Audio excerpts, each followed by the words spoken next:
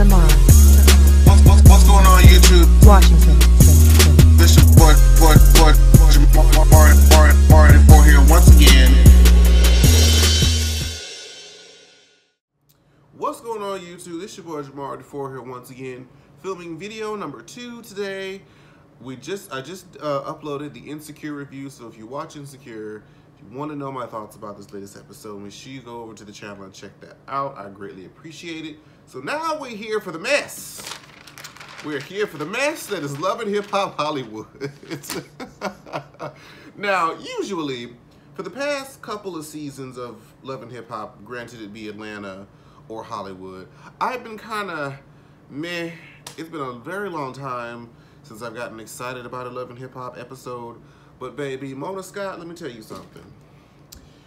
You got it right this time, okay? You got it right with this particular season of Love and Hip Hop Hollywood. We know it's fake. We know it's a bunch of BS. But you know what? As long as I'm entertained, that's the point. As long as I'm entertained, then you got it right. So, this has definitely been a good season. This is what, episode 6, I believe? So let's get into it. The episode opens up with K. Michelle discussing how she wants to get rid of her butt injections. And I remember she started this, is it beginning of this year or late last year when she started doing the removal process, and she was talking about how it's unfortunate that they can't really get all of it out because some of it has really attached to like her muscle tissue or something like that. But either way, that may be, ooh, what kind of sentence was that, girl? Either way, that may be the girl. Okay, it's late. So, what she looks like now, Kay looks amazing. Like, just that small, reduction. Well, it wasn't a small reduction, but that reduction really made her look a lot more natural. She looks much more beautiful than she ever has. And it's just like her, Nikki, Kim, her and them, and these just gigantic bulbous asses just never was the most flattering. Like I mean back then when her career really took off with her first album around 2013, that was the time when it was popular to have that shape. But honestly, now I don't feel like that's a trend anymore. Like even like a lot of the plastic surgeries that these celebrities have gotten, they've gotten reduced. Even when Kylie Jenner took her lips out, that's when I knew that we were really going through the change, okay? So just like more people are embracing more natural beauty, women are doing more natural hairstyles, people are starting their locks these days. And nobody's really into the whole plastic thing. Men aren't attracted to it no more. So it's just, the fad is going out, but unfortunately, because of that decision that she made those years ago, it's sort of taking its toll on her body now, where, she can't be on stage for more than an hour and a half without feeling fatigued. And so, she's feeling all these emotions, and I'm always rooting for K. Michelle. I understand people don't like her for various reasons, but she's always came off as very real to me. I disagree with some of the things that she's done in the past, but I can always understand somewhat why she's done them. So I'm always rooting for her. So I'm glad that she's in a much happier place now. This is during the time when it was, still roughly new, and the stores were still open.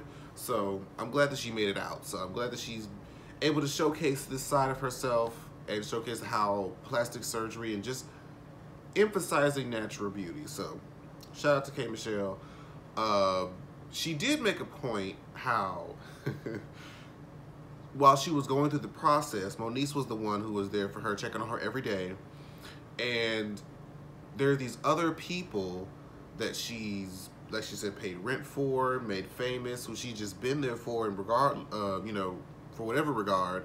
And none of them checked up on her, none of them called her, texted her, or have been for her. And now she's feeling rage and revenge in her heart. And I'm glad that Moniece was like, you know what, you have to make peace with yourself. I had to do something like that, very similar, just a couple of days ago, where just a situation where somebody, I did X, Y, and Z for them, made time, went out my way, overlooked a lot of things, and eventually I just had to take the rose-colored glasses off and realize that this person is not for you. They don't care about you, so you just gotta let them go. So I definitely felt her for that, and I'm glad that she's kind of, whoever those people are, that they are no longer in her life. Shout out to K. Michelle. Now for the mess. Or more, well, wait, which part coming up? Oh yeah, it's time for the mess. So Apple and Lyrica get together, which is always interesting considering how they sort of met up on the show. During the whole A1 throwing dollars in the club at Apple and Lyrica walking in. She always has a thing about walking in at the most, well, this is Love and Hip Hop, never mind. This is Love and Hip Hop. Of course they walk in at opportune times, you know? So they're talking about Lil Britney and how Rockstar and Lyrica go back, and of course Apple has to reiterate, like, look, I had a shady feeling about Rockstar from the beginning, and now he's up here trying to move in on Lyrica when A1 and Lyrica going, you know, having this whole debacle. So she's just like, I can't fool with him, he's trash. And truth be told, he is trash. Like, Rockstar is the corniest person I think I've ever seen on the Love and Hip Hop franchise, and there's been a lot of people on the Love and Hip Hop franchise who are corny, crusty, and rusty. And this one right here, ugh, I cannot stand. He just exudes the whole essence of just fuckboyism, like pure, unadulterated fuckboyism. Like, it's so infuriating to even watch on my TV screen, to be honest with you. But we discovered during this meeting that Apple Watts she get a phone call, apparently it was from her father, and she says that she just reconnected with her father, either she said recently, some years ago. And, you know, Lyrica shares that she never knew who her father was, and so they relate on that as far as like the abandonment of their fathers, which is always, you know, horrible, especially, I mean, it's bad for sons too, but it's almost a little bit worse for the daughters because you don't have that man in your life to really show you how a man is supposed to love you. Like, your father is supposed to be, you know, your first love. He's supposed to treat you right, show you how you're supposed to be treated, so that when a guy comes along, he can't just show you give you no BS type of, you know, charm or whatever and then work on you. You be like, no, I know what it's supposed to be like to be loved by a man the right way, and your father is supposed to teach that. And when women don't, or when girls grow up and they don't have that, they're likely to make mistakes when it comes to choosing partners. They're liable to not have the right value for themselves. And so it's important, you know, Dad, stay in your kids' lives, baby. So of course she cries, she's affected by it. She talks about how she got put in the system because her dad left her mom and ended up raising a whole other family without her. So of course she feels some type of way. Now, moving on to Brooke and Marcus. Since I haven't got a chance to talk about anything of this season thus far up until now, Brooke, you crazy. You are loony. However, this appears to be what Marcus wants. So, but you know what?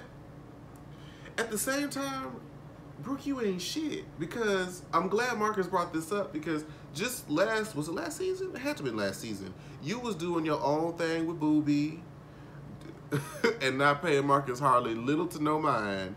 But now all of a sudden, when he starts, you know, sowing his wild oats, now you got a problem. Now you want to be with him.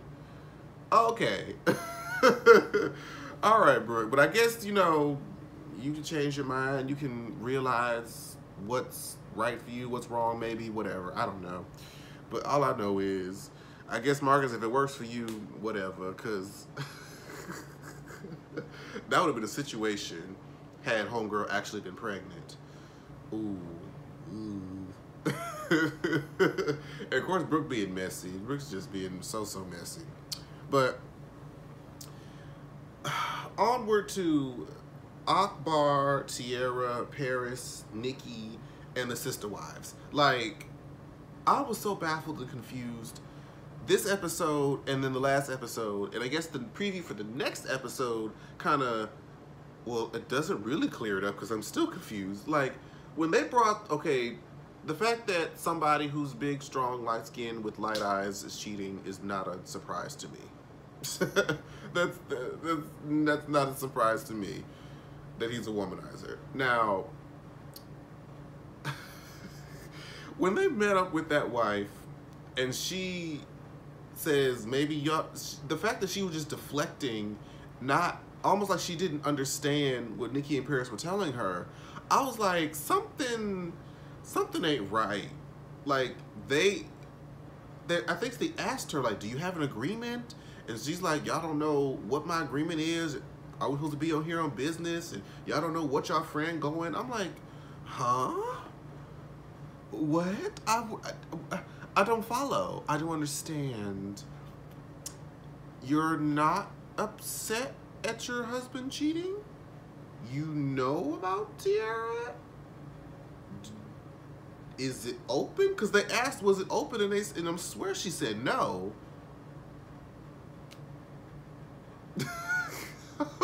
I don't understand. And so they're all talking about this at this hair salon with Paris, Brooke, and Bridget. And Brooke says that she knew Akbar like 5 years ago. He always keeps an assortment of women around, that he even tried it on her one time. So I'm like, oh, okay. So he's one of them.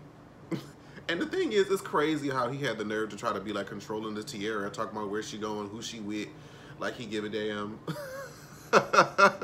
Lord, I tell you, these men's out here will pull stunts and make you believe like you are the bad guy when they out there doing their own dirt. Ain't that some shit?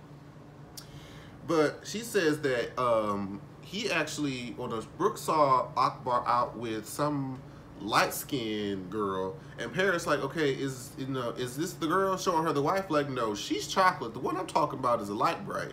So it's like, well, damn, now there's a third one in the mix. Like, child, this is just getting messier and messier, and I'm just like, Tiara. I wanted Tiara to win. I did. I really wanted Tiara to finally find somebody who gave a damn, because Ray J wasn't it. Whoever it was that leaked her sex tape really wasn't it. I think she filed a lawsuit against that person because it's like considered revenge porn. But yeah, he wasn't it. And I'm thinking, well, maybe Akbar might be it, and then she might actually have a positive storyline. But no. God damn. So next we see not Akbar. I'm through with him. Rockstar chat, and meet up with this singer.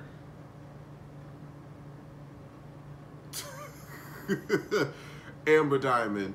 And I'm like, okay, I've never heard of you. Another person, this is new. And so she's like, okay, I'm trying to be a singer, I'm just that and the fourth. I invited my manager, and oh, it's her mom. How many times have we seen this? So she comes in with her mom, that's her manager, and her mom looks, you know, she looks young for her to be her mom, which is great. Black don't crack. So he's trying to say, so what's your price? You know, trying to get her to make it to her star, get her an EP, and blah blah blah. So he's talking about 100,000. Now, I'm not gonna act like I'm familiar with, you know, the normal costs for a song, but I'm almost positive that I've seen some artists who I know. Well, I guess I don't know, but I just highly doubt can drop 100 stacks on an EP. I could be wrong. I very much could be wrong, but I just feel like Rockstar reached up and grabbed that from out his ass because. But then when Homegirl started pulling out stacks, I'm like, oh, okay, mama. All right, well, all right then. Speak that language. Because Rockstar was like, you know, I was trying to smash and I wasn't really feeling it when his mama showed up. But when she started showing up with the bands, you know, that's speaking a whole different story. You know what I'm saying? But she only ended up pulling out like $20,000, and he's like, well, I think he wants like 40,000 for a song. That, well, I don't know. Maybe it probably is. Probably for like a reputable. Well, is Rockstar reputable? With someone who I guess knows what he's doing, that sounds somewhat about right for a hit song, especially if he's gonna really invest in it and really put whatever he calls it on it. Sure.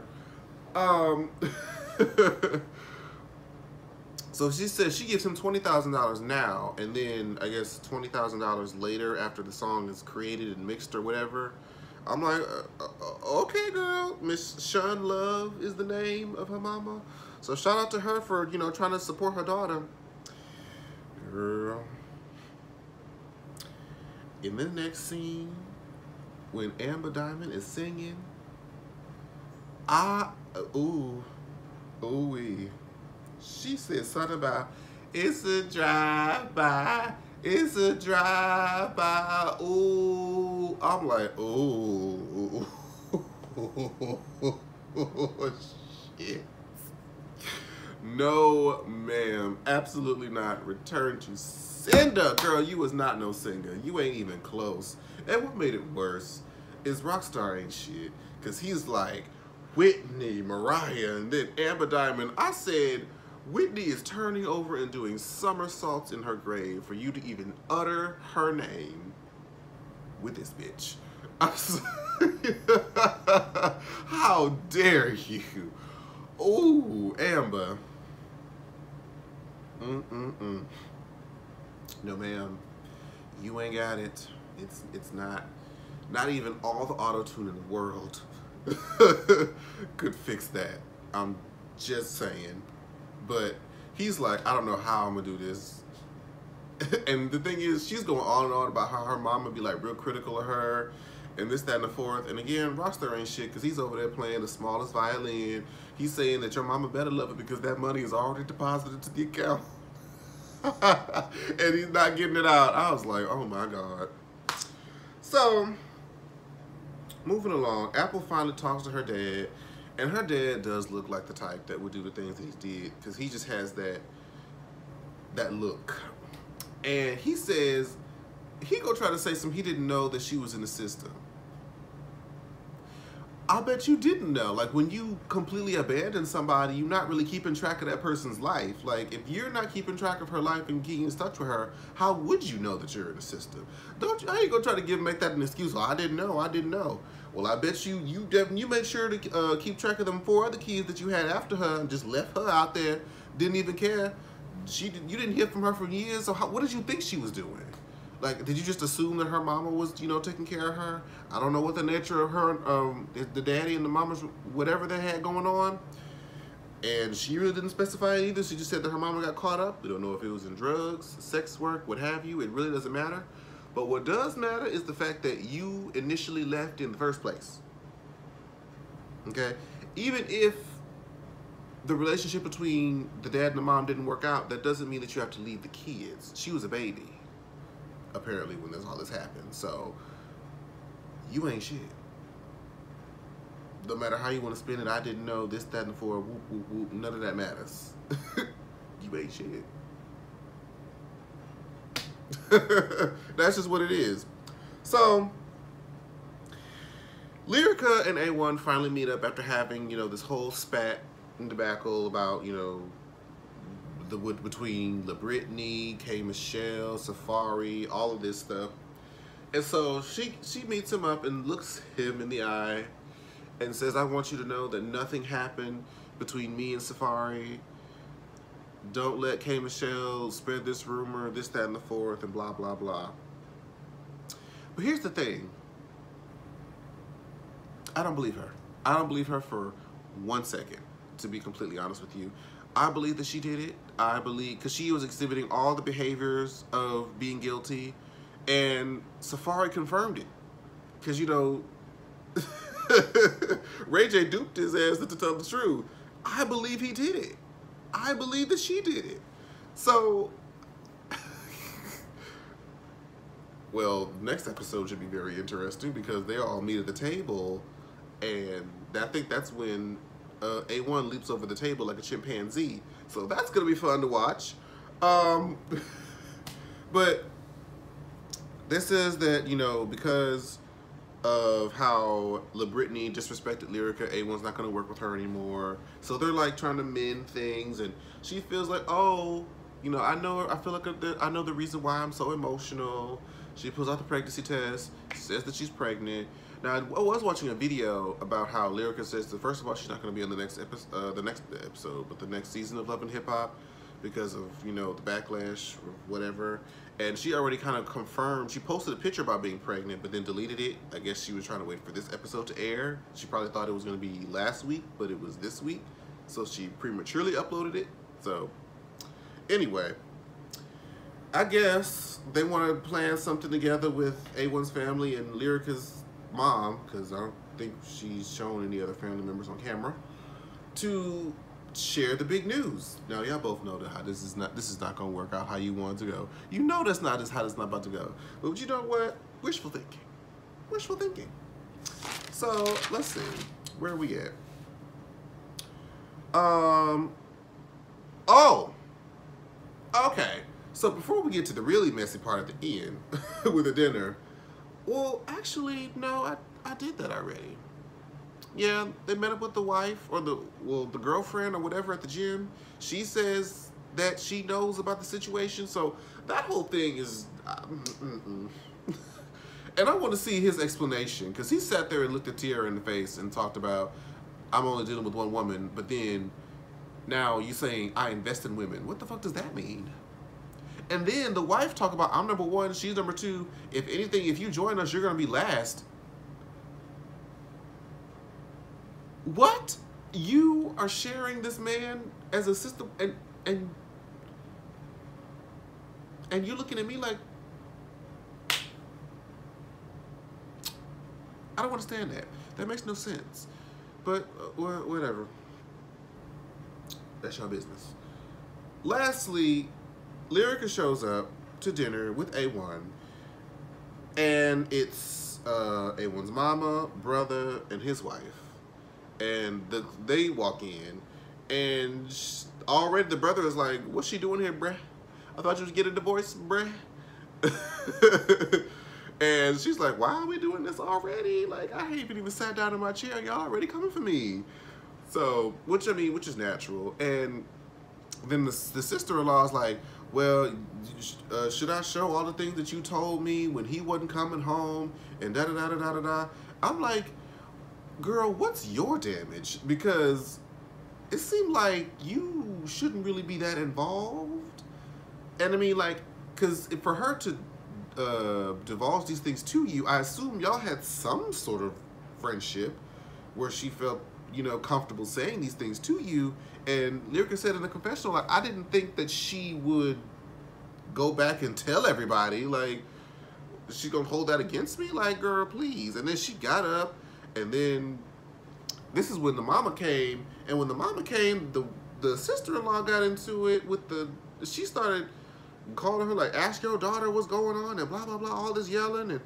And of course, the word bitch slipped out. Of course, Lyrica's like, you don't be calling my mama no bitch, threw a drink, and then we see Lyrica got a dang chair over her head. Like, I'm like, oh, girl. And the thing is, me and Scotty talked about this. Shout out to Scotty, Mr. Still Standing. We talked about this over the phone a couple weeks ago. How Lyrica G, Mama Lyrica, Lyrica Senior, whatever you want to call her, Mona, stop it. What do I mean by stop it? Stop putting Lyrica G in these sweaty looking, dry, synthetic wigs. Every time Lyrica G shows up on camera, she looks like she either just got freshly fucked, walked out of a sauna, or just got into a fight, or all of the above. She looks a mess perpetually. Even in the confessional, that's the best she's looked, but even the wig line looks a little suspicious. And it's just, it's not cute. She just always seems angry and just no. Stop it, Kate. I almost called Kate Michelle. Stop it, Mona. Just stop it. And that was this episode of Love and Hip Hop Hollywood. Make sure you guys like, comment, and subscribe. If you're new, thank you so much for joining. If you're old, thank you so much for sticking with me through my little transitional period. But we should be good now. I should be able to get back to my regularly scheduled program. I'm still going on with the gaming videos that I've been doing. I'm still going on with the horror story reactions. We're still doing all of those. Those are a little bit more like when I'm in the mood, when they're, you know, available, when I'm kind of, you know, available to give it to you. But these should be regular. So thank you guys so much for supporting, and I'll see you guys in the next video. Bye-bye. Like, share, subscribe. Washington, Washington.